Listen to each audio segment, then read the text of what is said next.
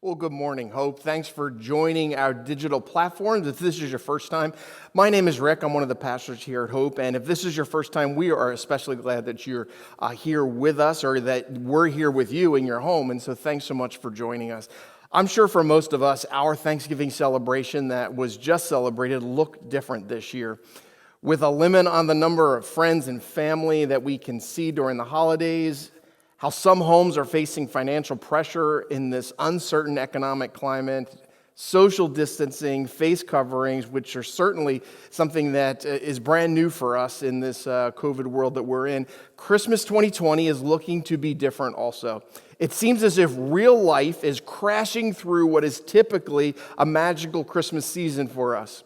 I was reminded 2 weeks ago, I saw this on social media, New York City's Christmas tree was being set up, and it looked like it was a struggling struggling event. You should see an image on your screen now for that tree. It's social media users went crazy talking about it. They said it best describes 2020, right? Just barely holding on, trying to stand tall in the face of all that's going on around it. Then workers, as they were prepping the tree, found an owl in the tree. And this little owl had survived the tree being cut down. It's about the size of a soda can, this owl. And then it traveled over 100 miles on its trek to New York City.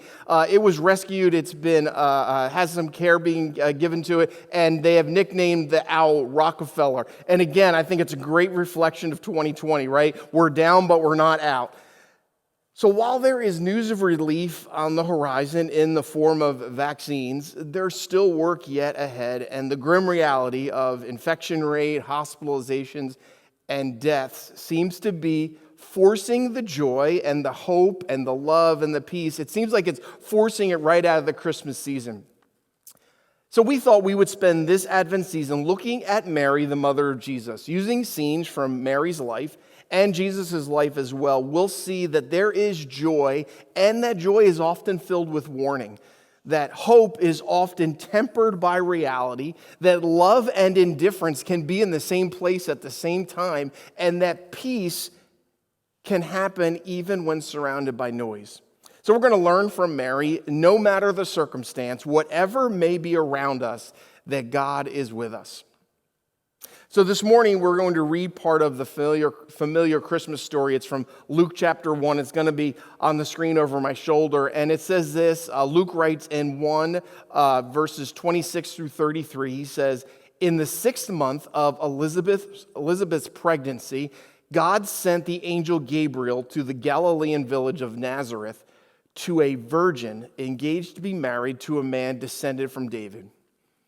His name was Joseph, and the virgin's name, Mary.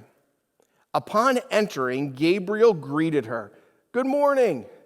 You're beautiful with God's beauty. Beautiful inside and out. God be with you.' Luke continues the story, and he says this. Mary was thoroughly shaken. I'm not surprised, right? An angel has just entered her house. So she's thoroughly shaken, wondering what was behind a greeting like this. But the angel assured her, 'Mary, you have nothing to fear,' which is what someone always says when you're about to have something happen that could bring fear, right? So, Mary, you have nothing to fear. God has a surprise for you. You will become pregnant and give birth to a son and call his name Jesus." Man, this is a life-changing announcement for Mary. She's just been told that she's going to become pregnant. Certainly a joyful experience, but in the first century, it could also lead to misery because Mary is betrothed to be married. She's legally bound to someone, but yet she's not yet physically with them. She's unmarried. So this joy can lead to upheaval. It could even lead to a potential death sentence for Mary. This joy is also filled with fear because will Joseph, her betrothed, her husband-to-be, her legally bound husband, will Joseph believe this story? Luke says Mary was thoroughly shaken. Yep, I'm sure she was. because this is a story that's filled with joy and it's mixed with struggle as well. It's a story of joy and struggle mixed together. And in the midst of this joy, there is pain and suffering. So it's this mixing together of joy and pain and upheaval. And this first story of Mary and of this angel soon leads to a trek to Bethlehem, which then leads to a birth in an unforeseen circumstances, right? That's the no room at the inn. That certainly wasn't part of the plan. At least it wasn't Mary and Joseph's plan, but yet that led to the plan of no room at the inn. And then soon after, the family flees for its life and they have to escape to Egypt. This is a story filled with every scene filled with joy and struggle. Now, there are not many stories of Mary and Joseph and Jesus as a child. There's really only just a few snippets into the life that this family had together. But there is a story that jumps out, and we have to go ahead about a decade to another snapshot of Mary's experience as the mother of Jesus. So Mary and Joseph and Jesus have traveled to Jerusalem for Passover. It was possibly Jesus' first Passover celebration in Jerusalem. See, Jesus has just turned 12, and because he's 12, he's now required to attend to the Passover celebration in Jerusalem. So it's possible that this is his first visit. It's certainly his first visit since becoming of age. And Passover is this annual event. So in some ways, it's very similar to Thanksgiving. It's an annual event celebrated by nearly everyone around you, with families celebrating together around a meal and remembering and being thankful.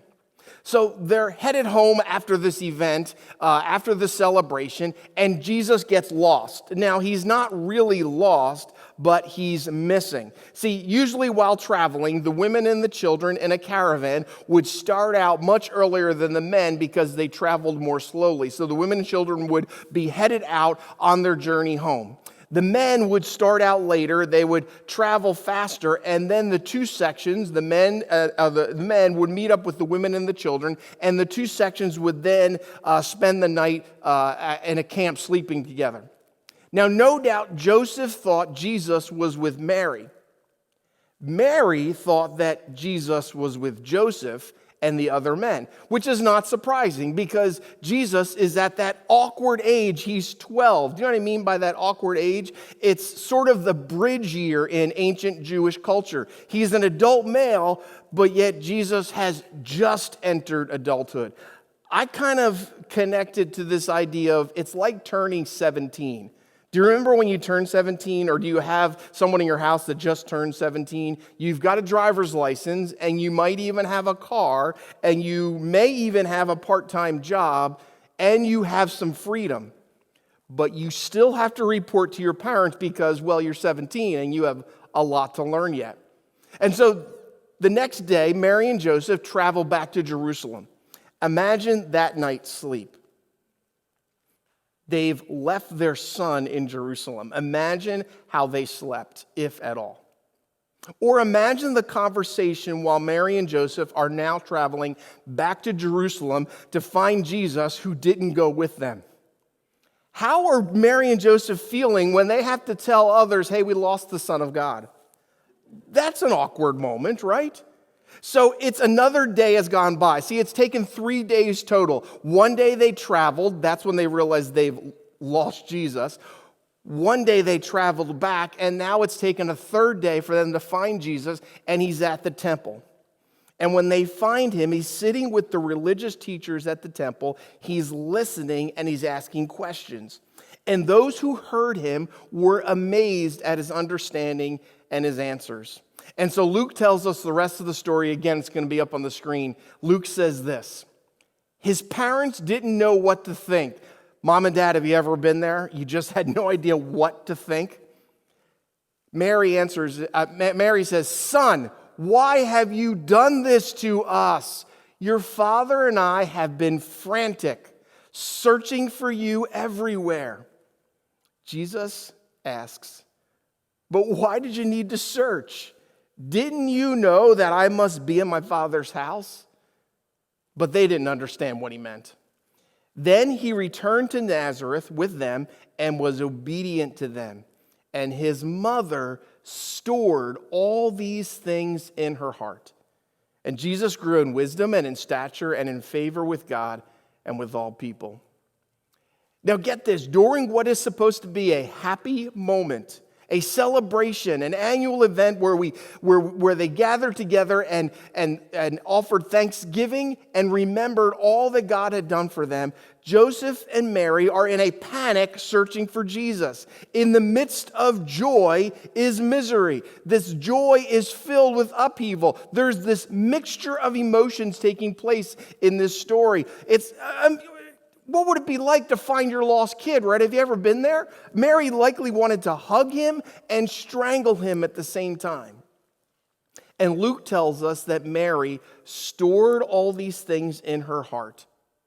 This joy and panic, this joy and upheaval. She stored all these things in her heart. In the midst of pain and suffering, we can find joy. When we look for joy in this Christmas season. So what family traditions do you look forward to celebrating this year? And what new traditions can you begin? Because like all of 2020, we continue to have news cycles that are filled with ups and downs. 2020 has been this season of celebrating birthdays and weddings and graduations in the midst of struggle. It's this mixing of emotion. It's this mixing of joy and pain. And while this season we are experiencing may seem unique, and in many ways it is unique, it is more like real life than we might want to admit or imagine. See, I believe that the COVID pandemic has only highlighted what is our present reality this side of heaven. That all of life is a mixing of joy and upheaval. That joy and misery can be in the same place at the same time. That struggles and challenges are real, and yet we can still find joy in them. See, this is in many ways our human story. That we are designed for a relationship with God, right? A relationship that's designed to last for all of eternity. Man, that's a joyful thing to imagine. But our brokenness interfered, and our brokenness fractured our world. And so what was meant to be a world and a life filled with joy also has turned into a life filled with hurt and pain and struggle and fear.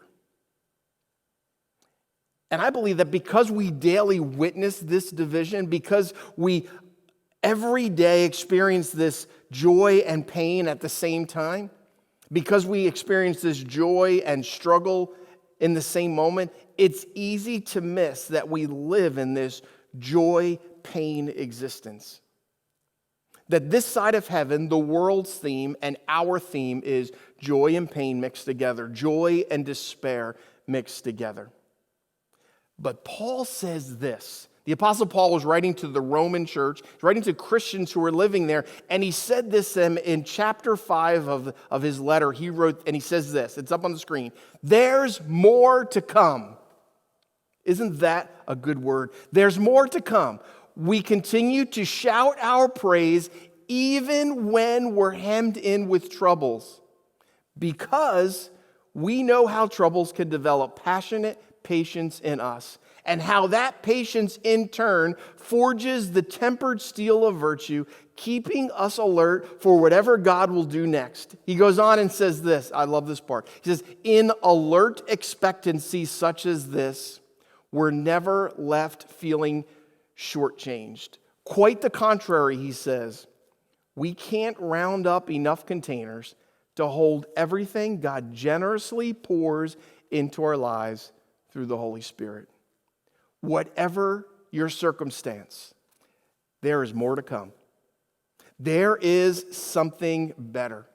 Christmas is the signal to us and a reminder to us that there is more to come. Possibly you're experiencing financial difficulties or struggling relationally, or maybe there's a physical need that has turned your world upside down. Maybe you're feeling like an old Christmas tree that is barely able to hold it together and can barely stand up.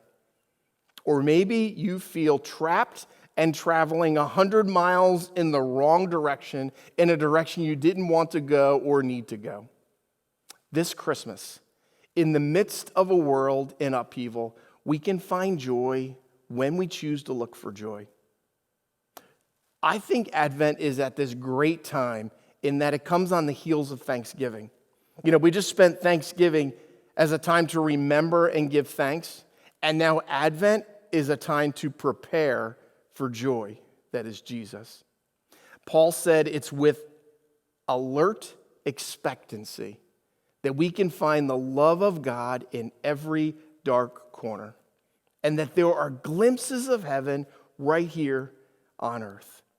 And so my prayer for you this morning, like Paul prayed, is this: during this season of Advent, you can't round up enough containers to hold everything God generously wants to pour into your life.